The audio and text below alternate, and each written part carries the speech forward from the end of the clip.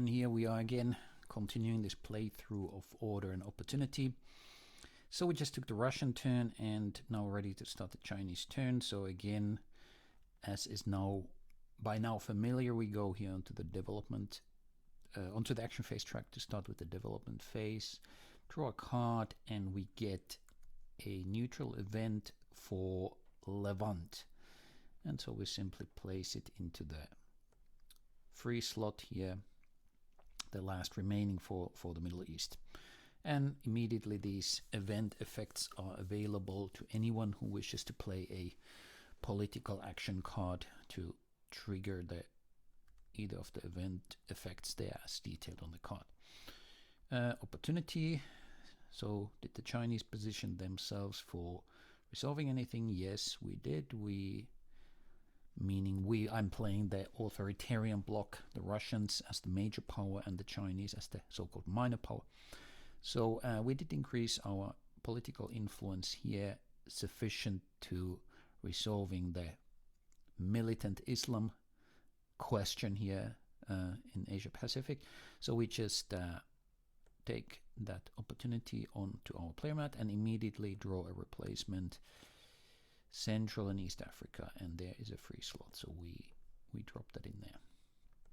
And then we continue into the commands, and as you might remember from a previous video, Chinese turn, for the minor powers you simply draw 3 cards blind, random cards. I could now choose to spend the opportunity that I have just resolved to draw another one. Let's see first if we are subject to any consequences. We are not, since I haven't drawn 2 or more cards of any single suit. So let's go for it. So let's discard the opportunity and draw another one. What do we get? So we get 2 political cards now. That means we are subject to the consequences from that sort of excessive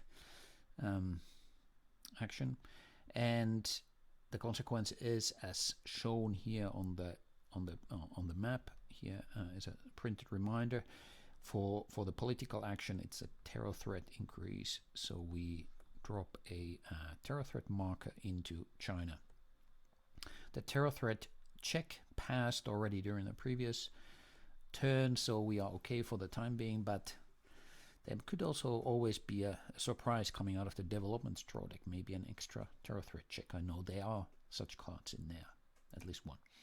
Okay, anyway, so we continue into the comments that we may now play these cards. Let's do something interesting. So let me illustrate one event effect that is very important. This card here allows us to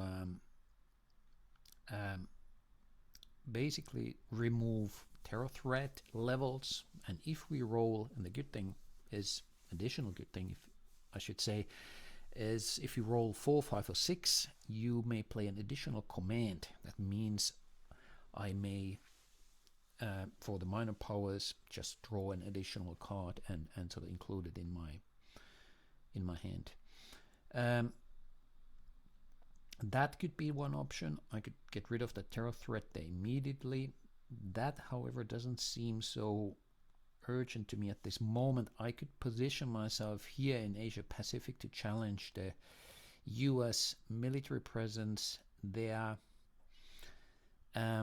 For that, I would, however, need to increase the Chinese political influence first to equal the space's stability value, which means I would have control there, which means that then the conditions for placing the first Chinese military influence are fulfilled.